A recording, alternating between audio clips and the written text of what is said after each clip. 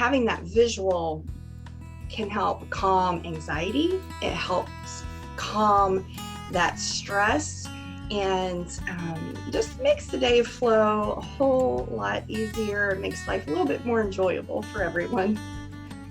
You're listening to the Water Prairie Chronicles, a podcast that supports parents of children with disabilities by sharing the stories of individuals who have grown up with disabilities and the organizations available to help parents along the way. Stay connected with us by clicking the subscribe button and leave us a comment if you want to join in on the conversation.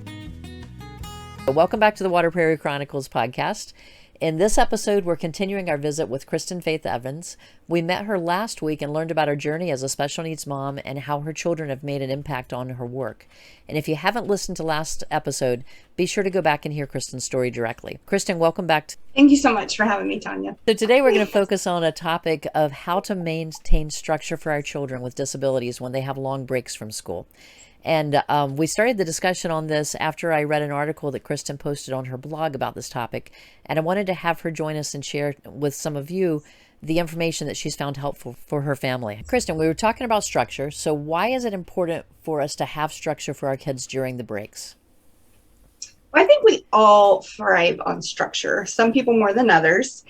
When you have a child who has something extra going on, either a physical, medical, developmental, mental health disability, it just helps so much to have that anticipation of, okay, I know what's happening next. And when you have a child who has intellectual disabilities, like my daughter, or a child with autism who just thrives on that structure, having that visual can help calm anxiety. It helps calm that stress, and just makes the day flow a whole lot easier. It makes life a little bit more enjoyable for everyone. Now, I'm laughing a little bit because for me, when my children were younger, this was a piece that I struggled with, was keeping structure for them in the summertime, because it was easier just to go with the wind with it, but it wasn't easier for them. As you say, it's the structure that was there, and we tried different things at different times. That some of them worked, some of them didn't. But I did find it, if I could get that organized up front, it made it a lot easier for us. But I am remembering some of those frustrating years where I did nothing. And yes, and so the structure, it helps lower meltdowns. You know, it helps with transitions. And I think just me having my own schedule helps with that too. You don't feel as flustered about trying to think about what's coming next. So it actually helps the whole family. Well, I'm thinking about that. You had mentioned in the last interview that, making sure that we're taking care of ourselves as parents. And you can do that if you've kind of gotten yourself organized and gotten the structure together. So then you could build in that time to be able to have that downtime yourself. I was just thinking about that as you plan out the schedule. It's thinking, okay, Bethany still takes naps at 12. That's going to be my little snippet of time for some mental health and personal time. Now, not every child at 12 takes a nap, obviously. But, if your child can play independently, if there's something they really enjoy that they'll engage in and play independently in, that's your time. So, trying to strategically plan out that schedule.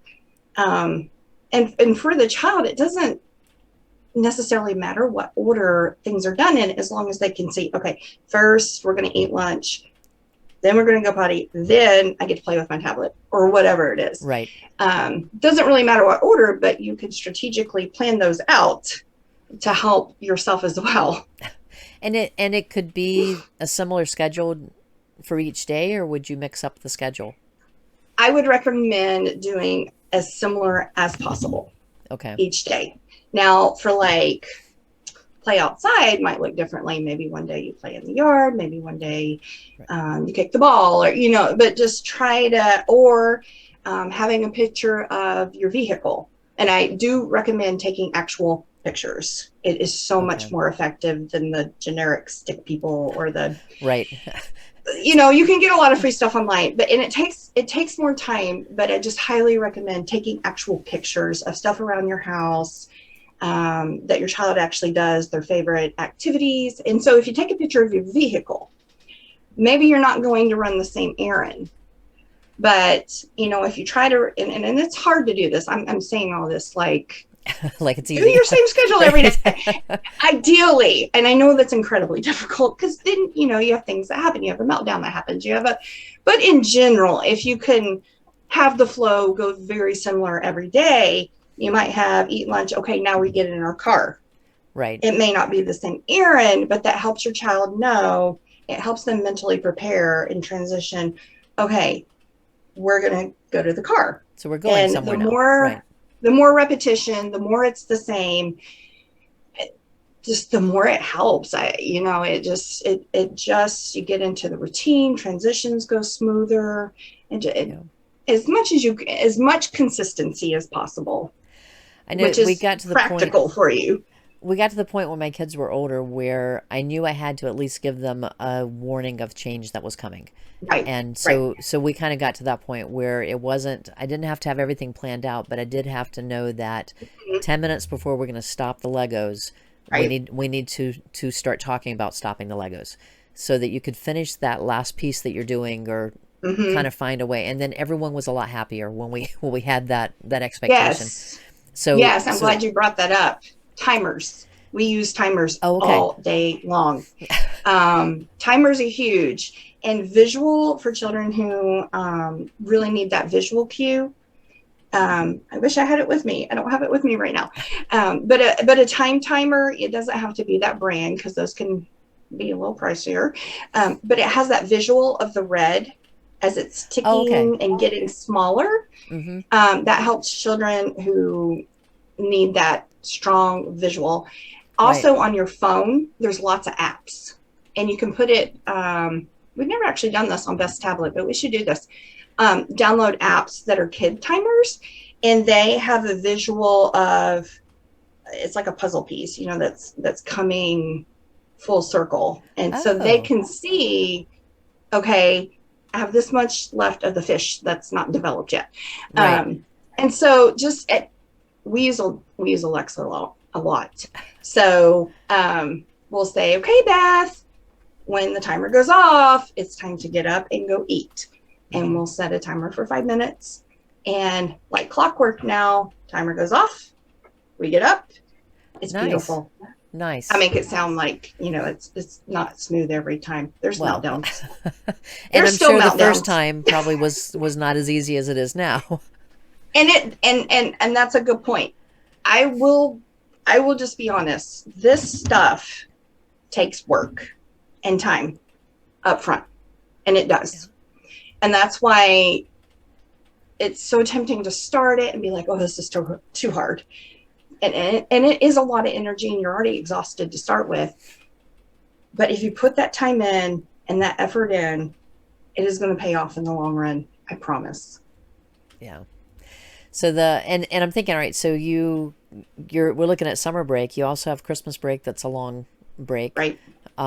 Some areas of our country have a long fall break or spring break even, so these same skills could be implemented each time they're home from school, so that the child knows that during vacation time, this is part of vacation time with that. So I would think that. And also, go ahead. I was going to say, I would think that it would get easier over time for you as the parent too, because you already have the schedule put together. You're just pulling out that same schedule. Exactly. Well, and we use it on the weekends too. Weekends can be challenging. Yeah. They're long days. They're unstructured. You've gone from 5 days of structure to this nebulous, what am I, nothing, right. So we actually, when our son became old enough to where he preferred writing in words over pictures, we sat down and collaborated with him and would write out a schedule for the weekend. Okay. Night and day with how pleasant the weekend was with the schedule. Wow. But it does make sense because there's different activities on the weekend. If your family goes to church, you've got different transitions that are happening during that time, and getting dressed, there are certain things going on. Saturdays, everyone has different family activities that they do. So yes, it would make sense. But again, once you get that implemented, the majority of the time you're probably doing the same type of activities each weekend. So you'll have some changes, but not a lot of It may work. not be the same, but you may have a picture of going to the pool, or you may have a picture of going to the park or church. Right. Like you said, take a picture of your church. And then if you use it on the weekends, and then those breaks, you're already in the habit, your child already is in the habit of doing it, then you're on a break, and you're like, okay, it's a smoother, we actually have a after school one. Come home, Beth takes a nap, and then dinner, and then bath, and then, and she has a little bit of time on her tablet. So we actually use it at night as well as the weekends. Yeah, and see, I never thought about doing it that way. I think more the bigger chunks of time, but that's a great idea. Just because it does, it's going to make it easier for the whole family with it. And we talked about siblings earlier. You have siblings that are still being affected by the meltdowns and things like that. It interferes with their plans and there's delays happening, but then they know too that, okay, so this is our next step. It's going to happen. We just have to get there. So I'm just thinking back when the kids were younger, when there was always one waiting for the other one. Whatever our delay was, it was that way. And we tried to, when our son was younger, and her needs were so much stronger than his, we would try, to have a schedule for just him. Oh, nice. So we would have her schedule, and then we would try to plan. So like for siblings, if she had a rest period, we would try to plan to play a game with him during her rest period to give him that one-on-one attention. Now it gets challenging. We just have 2 kids, so I can imagine 3, 4, and then I don't know how where's they do your it. parent self-care time, Right. But it, like I said, strategically trying to help the siblings as well, as much as I like that. as possible. All right. So how can parents know where to even start getting organized? I would say pick one thing. Don't try to do a whole PEX notebook and a token board. Don't try to do it all. Pick one thing that you think developmentally where your child is at might help them the most. Typically a schedule board, I would start there. Okay. Now, if your child is not ready to have, it's called a field of 3 or 4 or whatever on the actual schedule, you can start with a first then board, and that might be the first step, actually. Depending on how old and where your child is developmentally. A first then board, again, I wish I had my visual, and you can do the visual and say it, and the goal is to have your child actively participate in pulling off the picture. And taking that ownership of, okay, first I clean up my toys, then I get to play with trains. So they moving it from one board to another part of the board? Right. When you have the actual 3 or 4 or 5, schedules in a row, they take off the top one. Okay. Oh, I'm all done cleaning up toys, put it in all done. Okay. What's next? I get to play with my trains or, my tablet or whatever it is. Right. But starting with a first then board of just 2. First, it's the unpleasant activity or the non-preferred activity of cleaning up toys. Then they get to do the preferred activity. Right. That would be the first place I would start. And on that blog post you're referring to, I have lots of links to places that explain all this more. So we can link in the show notes to that direct blog page, so they can go straight to that. Right. So. Yeah. So I explain it a little bit more, and then there's some, if they want to read more, and go to some free sites where you can print pictures for free, or you can order. I have a link where you can pay a little bit of money to order a pre-made kit.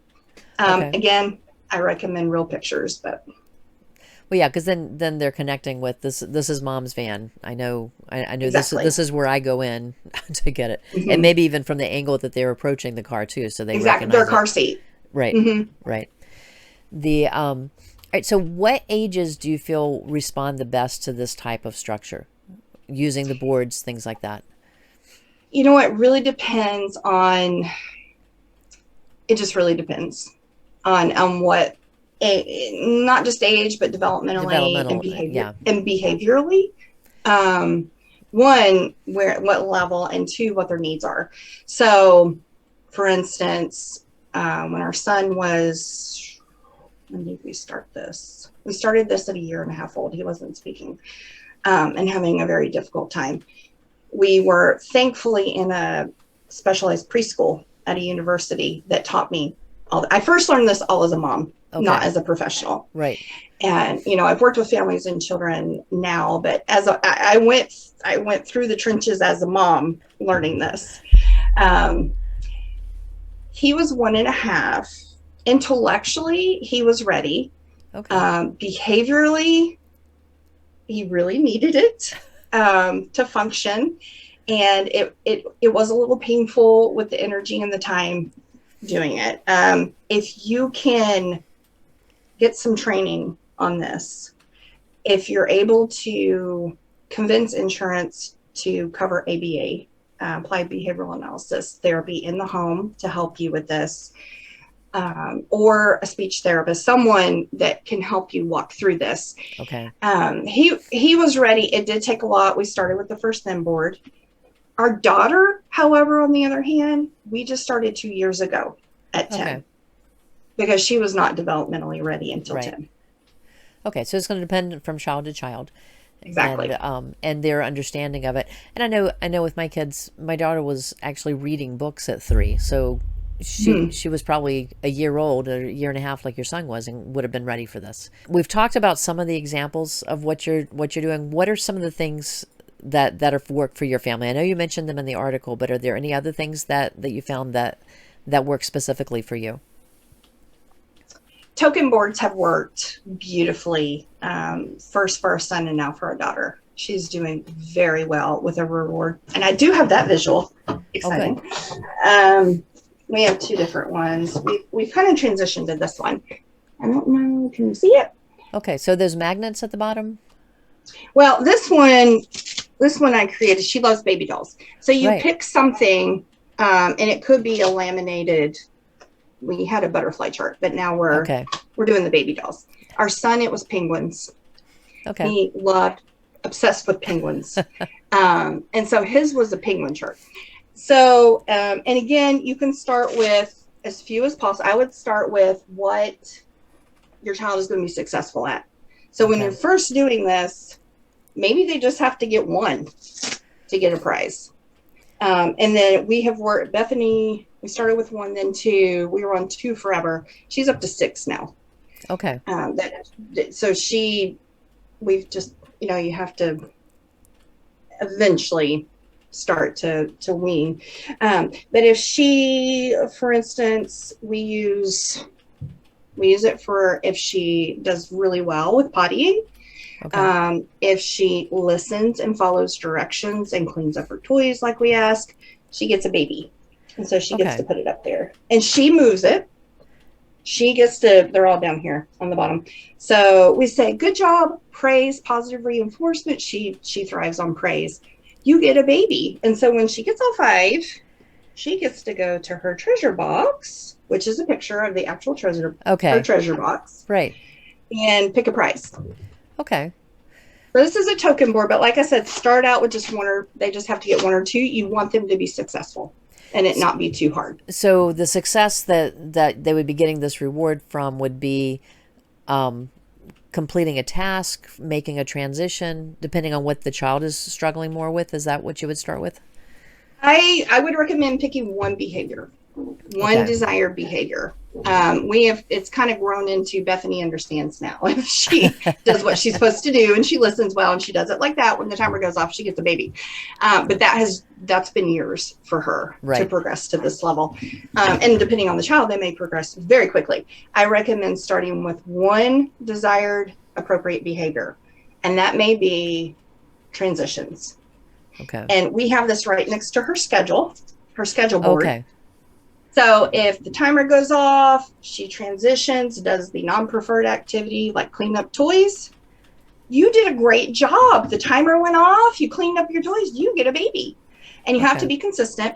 It has to be consistent. And you can eventually generalize it to, hey, you did a great job with that task, but you start with one behavior.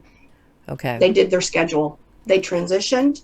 They get a baby or train or right. Whatever it is they're in. I like the idea of making that personal for them, so that it's something that they're interested in and will want to see move. Princesses, So then with the prize box, so is she earning a prize every day with this now? Like I said, we've had to make a challenge more challenging. It was breaking the bank. Yeah, this is what I'm thinking. I posted a picture of her on social media. That's when we were still doing the butterflies recently. She earned a baby shark sheet set. Okay. And it was difficult to earn those 6 butterflies. And she worked really hard, and boy, she was proud. And so, we've worked up to where she's not getting a little prize every time. It's more that you have to earn the big prize now. And so, and it might not be a treasure box. Take a picture, so this is a little more complicated than you should do. But if she gets to go to the treasure box, she can choose a butterfly or something in the treasure box. That's a whole nother level. That's why the butterflies are there. Okay. But if you're going to do little prizes in the treasure box, start out really, really little, like a package of something from the Dollar Tree where there's like 10 in the package. Right. We unfortunately started out with Dollar Tree stuff. And so every time she got, I think it was 2 or 3 babies, she got a Dollar Tree prize. Start out really little. You can always go bigger. Right. Well, I'm thinking too, depending on the child, you could do time on the iPad or something. Yes. As a prize. And that's actually what we did with our son. Okay. He earned time for the computer. Because I'm thinking both of my kids, computer time is what they would work for when we would do things. Whatever motivates your child most. Yeah, personalize it. Yeah, I mean, it could be picking out a game to play after dinner or something, So parents listening, quality time with parents. Depending on your child and what they really enjoy doing. So it wouldn't necessarily have to break the bank to do this. Exactly. To go on. Yeah, that's a really good point. But I'm thinking too, depending on, like you're saying, developmentally, it depends on the child too of where they are, right? Because it sounds like Beth is getting to the point where she can retain the idea that she's earned several of these now and is ready for a bigger prize with it, where she's working for that, like because you're not going to buy a sheet set every time she has one day. It still needs to be the immediate, she gets the baby, behavior, baby right then. It needs to be as and we actually take stuff when we travel too. Okay. I was going to ask you about that just a minute. Take it when you travel. And maybe they do something in public where we actually kept the penguins in our pocket when our son was little. In public, he would transition well. Here's a penguin. Yeah. Here's a penguin token. So you may want to take them with you, and then and we kind of hold it over her a little bit too, because she understands. Right. We're like, remember what you're working for. Yeah. But now through the years, I've done different substitute teaching positions, and I've been in classrooms where they're using this very well, and I never thought about doing this at home. So and I'm thinking a lot of the kids that we're talking about, they're doing this in school already. So they're used to having that reward structure set up where they're working for a task. So maybe for parents who have a school-age child, talking to the teacher to find out, what are you doing in the classroom? How is it working? Yes, so it's consistent from home to to find out how to start. You'd at least get an idea, or maybe you could go and observe sometime and kind of see how it's working.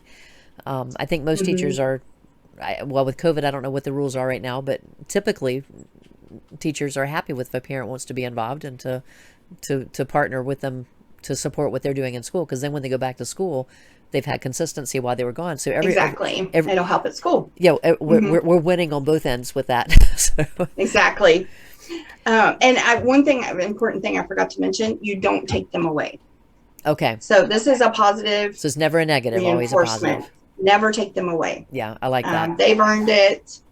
And so, positive reinforcement is and praise is so much more effective. And then I will say, back to siblings, If your child with additional needs has a board, it's hard, but we've, tried to do something similar, for our son. He has his own challenges, but, it's hard, because if she's getting these prizes, he should have some kind of exactly. No, I reward agree. system too. I agree. And some of those challenges are the patience that sibling's going to have to work through, waiting to go to the things that they were waiting to do. And there's got to be something that they want to work toward. So maybe they could have a long-term project that they're working toward, because they're able to comprehend that and to work through that. No, I think it's very valid to say that. The last question I had was, we talked about travel a little bit and taking it with you, maybe having it in your pocket. Have you had a situation where you've had guests in the home during these breaks, and how did you modify things during that time? That actually throws a whole nother level into it. It's even more important, actually, when you have guests that disrupt, one, a child's space, and two, their routine. I could, if you need to have additional pictures, maybe like a picture of who's going to be in the home, and preparing them actually ahead of time would be really important, to say, hey, Grandy's coming, Grammy and Granny, you're coming tomorrow, and we're going to spend time with them.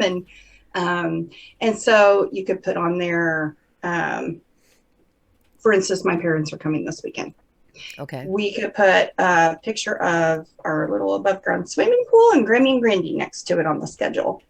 Or put, and it may not be family, it could be friends coming over. Right. So, it'd be important to, whatever way you can put that on the schedule and prepare them. Okay. Hey, you're still going to get to do your preferred things today. And maybe it is during the time that grandparents are there. They may need that time. Right. But yeah, just preparing actually ahead of time would be very important. I'm thinking too that, on the parent side of it, the challenge may be in helping the guest that's there understand what you're doing. Because if they haven't been in this environment before, they're not going to necessarily understand why it's important that you continue with this schedule. Trying to be consistent, even when they're there, and your guests may not understand. Well, I'm thinking this kind of goes back to that question that we talked about with the doctors. And sometimes it's okay to question things. In this case, sometimes it's okay just to say, this is how we do it.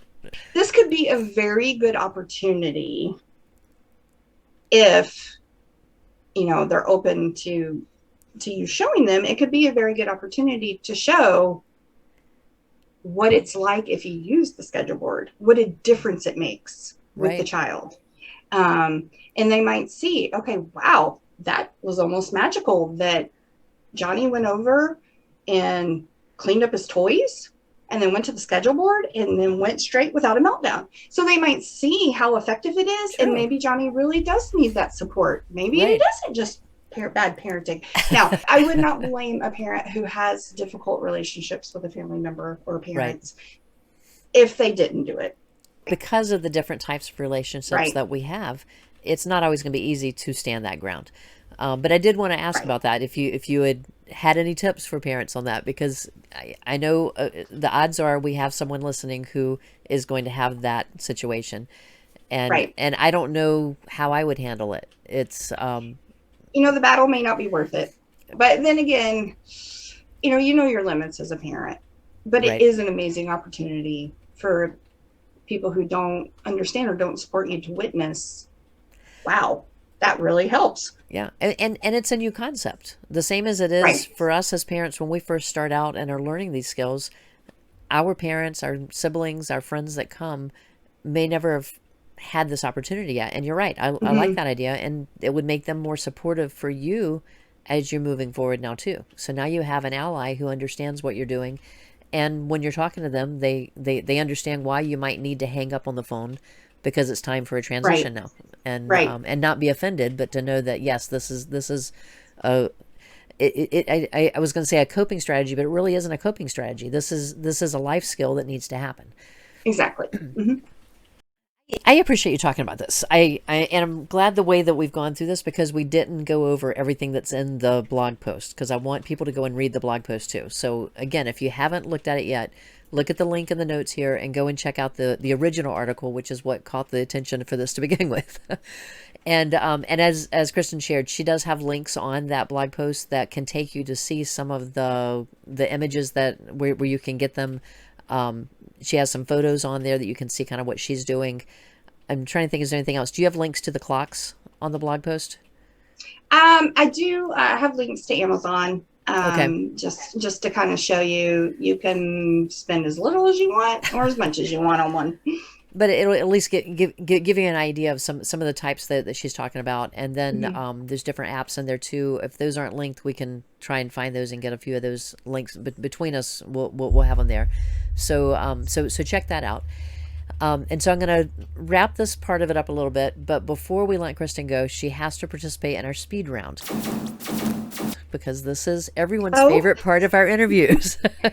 And this is episode 24. And so after next week, I'm going to be posting a compilation of all the data from all of the guests up to episode 25 and kind of see where we fall, what our similarities are, and what who our outliers are for some of the questions. So Kristin, I don't know if you've listened to any of them before, but in case we have a listener that hasn't listened to a speed round before, it's simply 10 quick questions. We don't time them. We tried the first time and threw out our timer after the first time. And there's 3 open-ended questions where she'll answer just quickly the first thing that she thinks of, and then 7 either-or questions. And then you'll choose one or the other, or both, or neither. So there's really not a wrong answer for any of this. Okay. All right, so the first questions. What's your favorite color? Blue. That's mine. What's the last book that you read? Oh, I've read a couple lately. Oh, I'm reading right now. I haven't finished it, but I'm reading See Jane Run by Jolene Philo. That's her new book that just released. Oh, cool. It's really good. I highly recommend it. My kids started reading the Dick and Jane book, so you're making me think of that with the title of that. I don't think it's the same level of reading.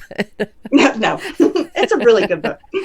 I have to link that on it too. What's your favorite holiday? I'd have to say Christmas. Christmas. Yeah, I think that's going to end up being our most common one. I'll be surprised if it's not, but just so many people have said it because it's family time. Exactly. Some like giving gifts, but most of them it's the family time that they've mentioned. All right, so I like the food. Oh, sorry. Well, my husband is Scandinavian. We make all these specialty cookies and everything. So so there is a lot of baking going on around our house and during the holidays. All right, so the next 7 questions are the either or. So we'll start with cake or ice cream. Cake. Batman or Superman? Superman. Ocean or mountains? Oh, that one is hard. Mountains. Winter or summer? Summer. Watch a movie or read a book? Watch a movie. Harry Potter. I'm not supposed to say that I'm a writer, but yeah. Watch a movie. You would just have to write a screenplay sometime to add to it. Harry Potter or Lord of the Rings? Oh, I just went to Universal and saw all the Harry Potter stuff, but I'm going with Harry Potter. Okay, and Twitter or Instagram?